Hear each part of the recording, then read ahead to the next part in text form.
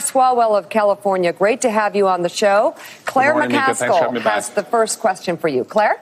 Eric, welcome. My question to you is, you were in the room yesterday, right, when Taylor testified? Yes. How many Republicans were there?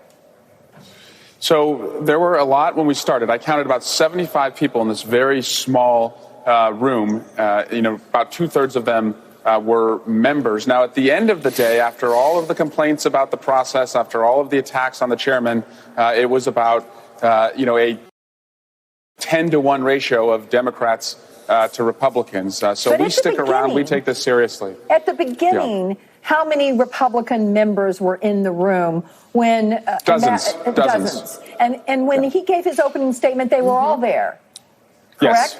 And they had an opportunity to ask any questions they wanted to ask, correct?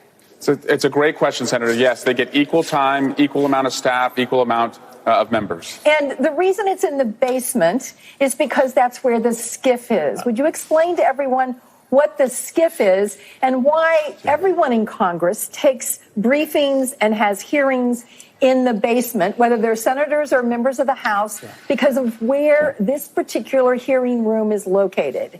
Yeah, it's 3 floors below the Capitol. No cameras inside, no phones allowed inside. Any classified notes stay inside. Classified conversations stay inside. It's to protect the information. And in this case, there was no special counsel. There was no special prosecutor. The attorney general refused to even take up this case. So we have to do this in a closed environment because we know that if witnesses know what other witnesses will say, they will tailor their testimony and cook up alibis. And we actually have reason to believe that that may be going on. So we're trying to protect that information to the degree that we can. I think people don't understand that this is a bipartisan effort in terms of the Republicans being there, hearing everything and questioning witnesses.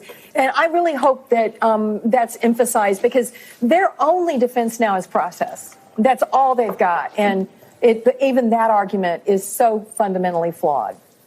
Senator, you're right, and they use a lot of their time in the beginning of each of these hearings to attack the process. They have access to be there, but then you see them all just get up and leave, and you're sitting there wondering, well, if you're so interested in the process, why don't you participate and listen for these 10-hour sessions? Most cases, most of the Democrats stay.